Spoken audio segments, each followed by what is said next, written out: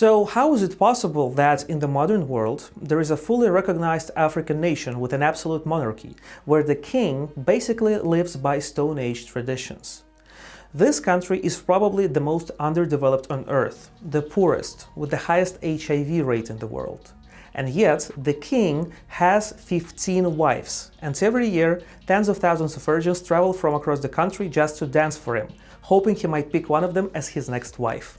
These are 10 interesting facts about Swaziland. So, most of Africa didn't have countries with stable borders until the 18th or 19th century, not the way Europe did. The land was occupied by various tribes constantly fighting each other, taking territory, then losing it to someone else. That's exactly what happened to the Swazi tribe in southern Africa. Stronger neighbors pushed them away from the coast, and they ended up settling where the Swaziland is today. By the early 20th century, the British had already colonized pretty much everything around them. The Cape Colony, Natal, Zululand, you name it. So it was only a matter of time before they came for Swaziland too. And that's exactly what happened after the Boer War. Now, the Boers were descendants of Dutch settlers who had set up their own independent republics in southern Africa. But then diamonds and gold were discovered on their land, and, surprise, the British suddenly had a very good reason to go to war with them. After Britain won, Swaziland became a British protectorate, basically a colony. The Brits did what they always did. Took half of the land, gave the best parts to white settlers, and left the locals with whatever was left. But they kept the local king around. It just made it easier to control things through expensive gifts. The second king under the British rule was Sabhuza II, who came to power in 1921. This guy was persistent. He refused to accept that his people's land had been taken. But instead of fighting, he just started buying it back with his own money. Slow and steady. So, by 1968, when Britain granted independence, he'd recovered about half of what was taken. After independence, Swaziland got all the modern stuff: a constitution, parliament, democratic election, multiple parties. It looked like a small African nation on the path to civilization. But that experiment didn't last long. 4 years later, the King's party won the elections easily, while the opposition got just 20% of votes and 3 seats in parliament. But even that tiny bit of criticism was too much for the king. So, a year later, Sabhuza showed his true colors. He abolished the constitution, dissolved parliament, and banned all political parties, along with unions and civil organizations. He called it protecting national traditions. In the end, Sabhuza ruled for 82 years, a world record. During that time, he married 70 wives who gave him 210 children. But I'll get into the whole polygamy tradition a bit later in this video.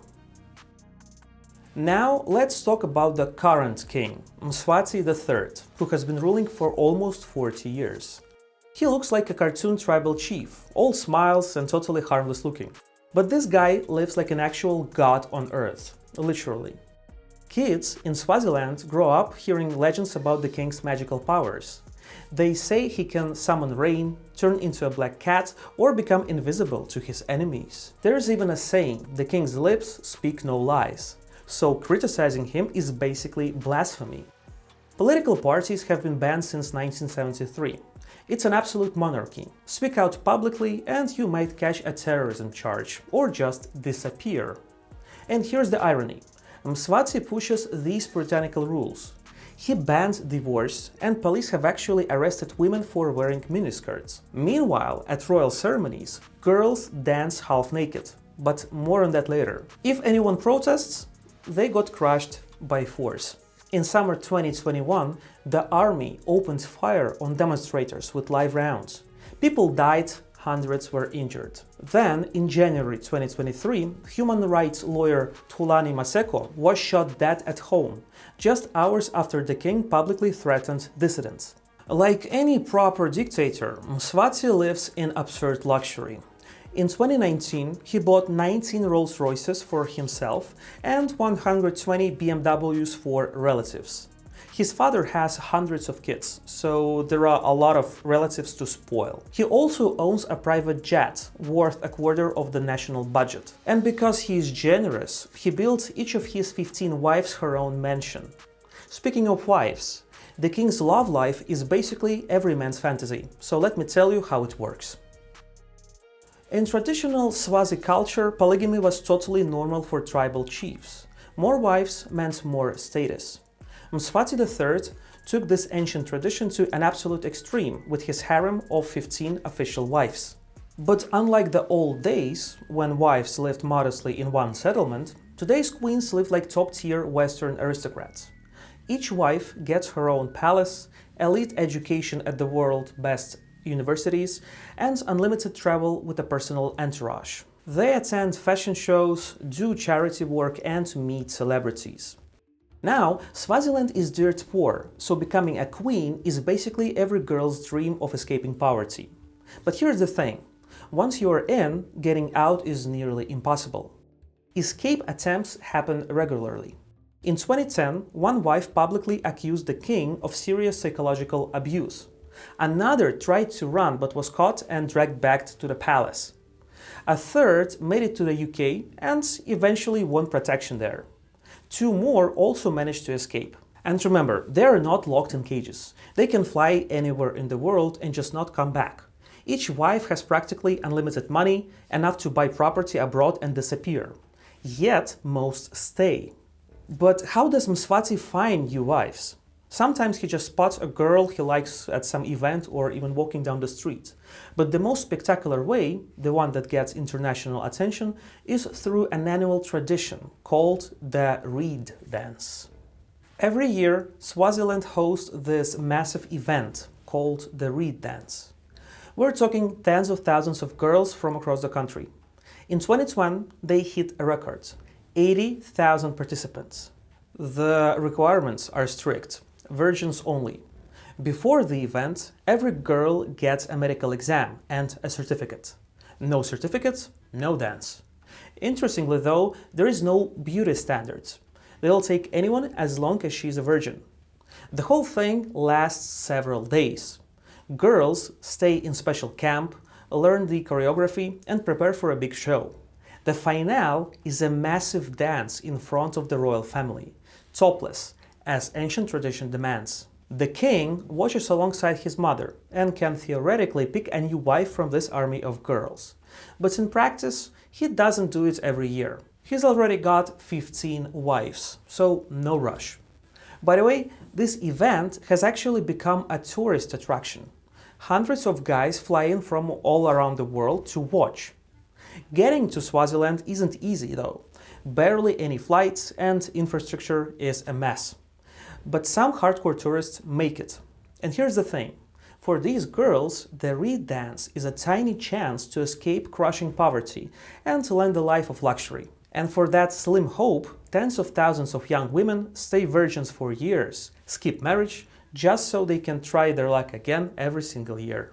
Now, here's an interesting detail about the reed dance. There used to be tons of videos and photos online, shot by journalists and bloggers from other countries. But recently, authorities, introduced strict filming restrictions. Now you need special accreditation to shoot there. And you know why? Turns out, those videos kept ending up on porn sites with titles like "Thousands of Black Women Dancing Topless." This really upset the people of Swaziland, so they decided to limit who can film. Of course, it doesn't seem to occur to the authorities that anyone can just download the original video and re-upload it to a porn site easily. But hey, at least they tried. Now, the internet does technically exist in Swaziland, but barely anyone has access to it, just a few wealthy city dwellers. Still, something unusual happens there. Swazi activists actually pressured YouTube into changing their moderation rules. Here is what went down. YouTube's algorithms kept flagging reed dance videos as 18+ content. Makes sense from a technical standpoint. Girls dancing topless. Algorithms see nudity. But for Africans, this was deeply offensive. In 2017, Zulu and Swazi activists launched a protest campaign with a pretty straightforward slogan. Google our breasts are not sexual. They accused YouTube of cultural racism and disrespecting African traditions. And for an American company, that kind of accusation is basically the worst thing imaginable. The activists argued this wasn't erotica, but a sacred ritual with centuries of history. How could an ancient tradition get the same restrictions as explicit music videos? And it actually worked. YouTube backed down and officially revised its policy. Now, nudity in cultural contexts is allowed on the platform. A Google spokesperson told the BBC that traditional videos won't be blocked if they are culturally significant and properly contextualized. That's a pretty rare case of a tech giant changing its rules because people pushed back. Usually it's the other way around. People adapt to algorithms. But this time, algorithms had to adapt to people. So, in a weird twist, cultural context became the deciding factor for what counts as nudity on YouTube. Earlier I said Swaziland is a rare example of absolute monarchy. But technically, that's not entirely accurate. The political system actually works differently than you'd expect. Power is officially shared between the king and his mother. And this isn't some modern invention. It's an ancient Swazi tradition. Each ruler has a sacred title. The king is called the lion. The queen mother is the great she-elephant. Pretty obvious symbolism. The lion represents strength and power, while the elephant represents wisdom and maternal care. And their roles are clearly divided. The lion commands the army, yes, they have one, handles foreign policy and runs secular affairs. The she-elephant preserves cultural traditions, conducts religious ceremonies, and is considered the spiritual mother of the nation. But in 1982, the system hit a crisis. After the king Sabhuza died, one of his widows became regent. But the Council of Elders decided she was too independent. So in 1983, they removed and arrested her. Then another widow took over, the mother of the heir, the current king. She proved more cooperative. She ruled until her son came of age and quietly handed over power. Since then, they officially rule together. The Queen Mother is called the heart of the nation and is genuinely beloved by the people. At ceremonies, the lion and the she-elephant sit as equal rulers, but everyone knows the truth. Real power belongs to Mswati. His mother is just a symbol with no actual authority. Now for the saddest statistic. About 27% of Swaziland's population has HIV or AIDS. That's more than 1 in 4 people, the highest rate in the world. How did this happen? The usual combo for African countries: poverty, lack of education, ancient traditions, and zero sex ed. Local shamans also actively campaign against condoms, calling them Western poison. Plus, there are still rituals involving blood contact, basically the Stone Age. So what's being done about it?